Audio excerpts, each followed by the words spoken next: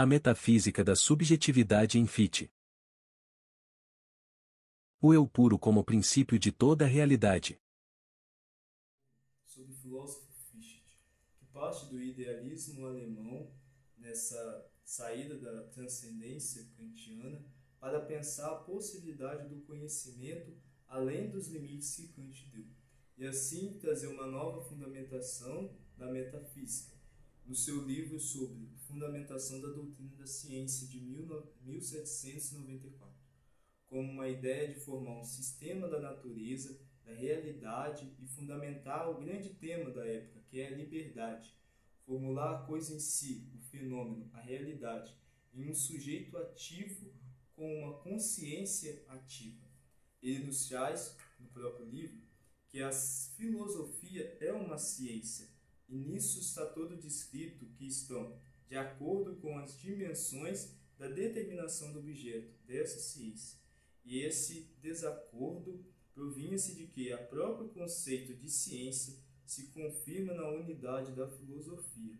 Uma ciência tem formas sistemáticas. Todas as proporções contidas estão conexas a um único princípio, e nessa unificação há um eu em todos.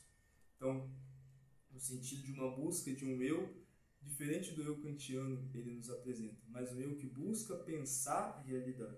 E assim ele descreve no livro, ilustrado pela edição Os Pensadores, que ele deve exprimir naquele estado de ação que não aparece nem pode aparecer entre as determinações empíricas de nossa consciência, mas que estão para o fundamento da consciência única, que torna possível. Fichte então desenvolve a metafísica da liberdade, uma subjetividade na ação. Para Fichte, o eu não pode ser apenas como imaginou Immanuel Kant, isto é, como um simples eu penso, uma função lógica que organiza as nossas experiências. A realidade é a coisa em si, nos fala Kant, mas existe independente do sujeito, o eu penso, apenas se dá na percepção. Dessa forma, Fichte nos ensina que a ideia se afirma, é uma atividade consciente, uma criatura, um eu puro, a própria realidade. Ele se opõe a si mesmo, é uma autoconfiança e, ao mesmo tempo, põe-se sobre o não-eu, o mundo, os objetos, como limite de sua ação. Assim chama a coisa em si, deixa-se ser algo independente, e ele também é resultado de uma atividade do eu puro, ou seja, tudo que existe para o sujeito é, a algum modo, constituído ou construído por ele. A realidade não é algo dado expressamente, mas é algo que imprime no próprio sujeito do eu puro uma fundamentação da liberdade. Então, portanto, em Fichte, o eu puro é um fundamento livre e ativo, sendo o princípio criador, tanto do sujeito quanto do objeto, superando a separação kantiana entre sujeito e coisa em si. E afirmo novamente aquele que nos traz que a realidade, portanto, é a própria atividade do eu penso, e não é algo dado externamente, mas é algo que surge do próprio eu, da subjetividade. Os três princípios fundamentais e o não-eu como outro eu. Agora, iremos falar um pouco sobre os três princípios fundamentais da doutrina da ciência em Fichte, que formam a base do seu idealismo transcendental, que são centrados principalmente na atividade absoluta do eu, que descrevem o processo dialético pelo qual o eu ele se constitui como sujeito consciente. A noção do não-eu como um outro eu surge como uma extensão necessária dessa dialética, transformando o não-eu oposto em um outro eu racional, que é uma condição para a consciência do próprio eu de si mesmo. Os três princípios, então, são: o primeiro é a tese, que seria o eu absoluto, que se põe incondicionalmente a si mesmo como atividade pura e autorreferente. É como se dissesse, eu sou eu.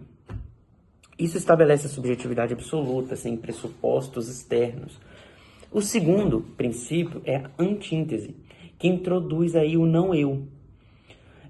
O eu absoluto ele se opõe a si mesmo, causando, posando assim um não-eu como limite externo, o que permite a diferenciação principalmente, mas também a consciência objetiva. Eu ponho o não-eu. O terceiro princípio é a síntese, que resolve essa oposição. O eu, então, ele se limita juntamente com o não-eu. Eles se limitam mutuamente de forma recíproca, gerando a experiência finita e a relação sujeito-objeto. Então, agora falando de subjetividade, na fundamentação do direito natural em Fichte, ele radicaliza o não-eu, para que, então, o eu finito se reconheça como livre no mundo sensível, ele deve pressupor outros eus racionais fora de si. O não-eu inicial, que é o objeto inanimado, ele evolui para um outro eu, por via de interpelação. Isso seria mais um chamado à liberdade que desperta a consciência recíproca dos eus, onde essa intersubjetividade não é empírica, mas sim transcendental. O que seria isso? A consciência de si mesmo, ela depende do reconhecimento mútuo entre os eus, fundando assim uma razão, uma moral e até o direito. Sem o outro como eu não poderia deduzir sua própria finitude e causalidade livre. Apelo ético. A filosofia de Fichte como idealismo ético. O pensamento de Fichte pode ser compreendido como um idealismo ético, porque ele coloca a ação moral no centro da filosofia. Diferente de uma filosofia que parte apenas do conhecimento teórico, Fichte entende que o fundamento de tudo está na atividade do eu. Parte da atividade do eu, que é a própria consciência que age, decide e constrói a realidade a partir de si. O eu como princípio de tudo para Fichte, o ponto de partida não é o mundo externo, mas o eu puro, que se afirma e se coloca como origem da realidade. Esse eu não é apenas contemplativo, como no eu penso de Kant, mas essencialmente ativo. Ele cria sentido, ele organiza a experiência e, sobretudo, se realiza através da ação. O caráter ético do idealismo de Fichte é chamado de ético porque a essência do ser humano não está em conhecer, mas em agir moralmente. O mundo, nesse sentido, aparece como um campo onde o eu exerce a sua liberdade e cumpre o dever. Assim podemos dizer que a realidade não é algo fixo e dado. Ela é construída na relação do eu e os seus limites, o não-eu. Esses limites existem para que o sujeito possa superar moralmente.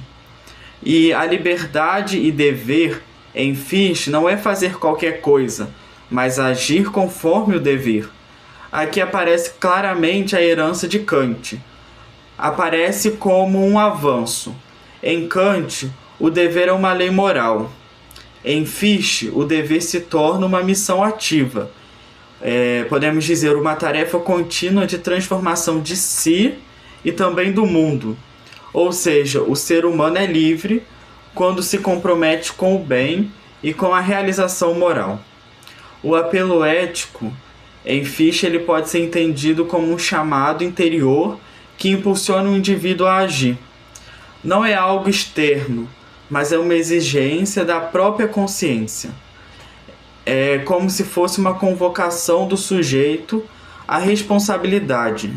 Existe uma constante superação, orientando assim a vida para um ideal moral, mas nunca plenamente alcançado. Então tem algumas consequências disso. A vida é como uma tarefa moral para Fichte. Viver é estar em constante construção ética. O ser humano não está pronto, mas ele se faz no agir. A realidade, então, ela tem um sentido profundamente moral. Ela exige e convida o sujeito para que ele realize a sua liberdade através do bem.